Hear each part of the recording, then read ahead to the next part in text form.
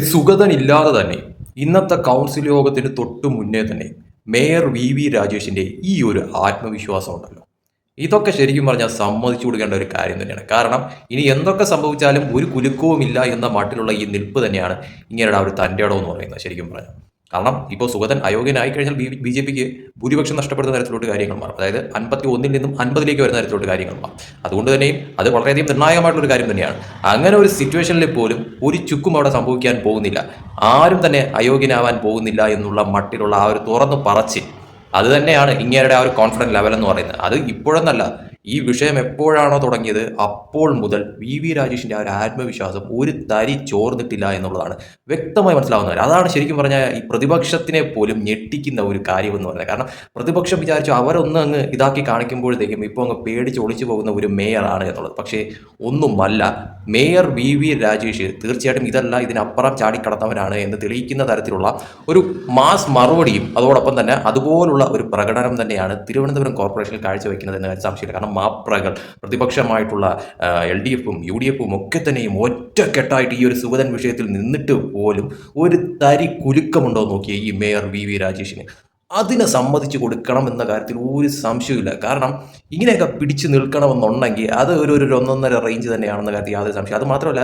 രാജേഷിന് നല്ല രീതിക്ക് അറിയാം ഒരു ചുക്കും സംഭവിക്കാൻ പോകുന്നില്ല എന്നുള്ളതും, അതോടൊപ്പം തന്നെ സുഗതൻ എന്ന് പറയുന്ന വ്യക്തി കൗൺസിലറായിട്ട് തുടരുമെന്നുള്ളതും, അതോടൊപ്പം തന്നെ ഈ പറയുന്ന തോതിൽ സുഗതനെ അയോഗ്യനാക്കാനായിട്ട് പോകുന്നില്ല എന്നുള്ളതും, സുഗതന് ജാമ്യം കിട്ടി പുറത്തിറങ്ങുന്ന തരത്തിലോട്ട് കാര്യം സംഭവിക്കുമെന്നുള്ളതും ഇങ്ങനെയൊക്കെ നല്ല വ്യക്തമായിട്ട് അറിയാമെന്നുള്ള മട്ടിൽ തന്നെയാണ് ഇതുപോലെ ഇത്രയ്ക്കും പച്ചയ്ക്ക് അത്രത്തോളം വളരെ വ്യക്തമായിട്ട് ഒരു കുലുക്കവും അല്ലെങ്കിൽ നോക്കാം അല്ലെങ്കിൽ കണ്ടറിയാം എന്നുള്ള മട്ടിലൊന്നും അല്ല പറയുന്നത്. പുള്ളി നല്ല വ്യക്തമായിട്ട് പറയാണ്, ഒരാൾ പോലും അയോഗ്യനാവാനായിട്ട് പോകത്തില്ല അല്ലെങ്കിൽ പോകുന്നില്ല എന്ന മട്ടിൽ അത്രത്തോളം ഒരു കോൺഫിഡൻറ്റ് ലെവലിൽ പറയണമെന്നുണ്ടെങ്കിൽ അതൊരു ചെറിയ കാര്യം മല്ലണേ.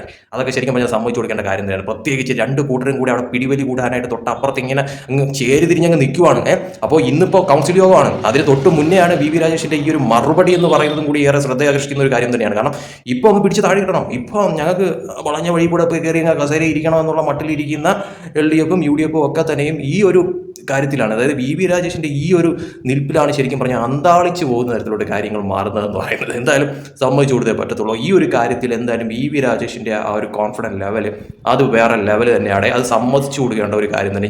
ഇനി മാപ്പറകളല്ല, ഇനി പ്രതിപക്ഷമല്ല, ഇനി എന്തൊക്കെ സംഭവിച്ചാലും സുഗതൻ അവിടെ നിന്ന് ഈ പറയുന്ന രീതിയിൽ രാജി വയ്ക്കാനും പോകുന്നില്ല, അല്ലെങ്കിൽ അയോഗ്യനാവാനും പോകുന്നില്ല. അവിടെ നിന്ന് ഒരാൾ പോലും അയോഗ്യത നേരിടാനും പോകുന്നില്ല. ഭൂരിപക്ഷത്തോടു കൂടി തന്നെ BJP കോർപ്പറേഷൻ ഭരിക്കുമെന്നുള്ള ആ ഒരു കോൺഫിഡൻസ് ലെവല് അത് വി രാജേഷ് സമ്മതിച്ചു കൊടുക്കേണ്ട കാര്യം തന്നെയാണ്.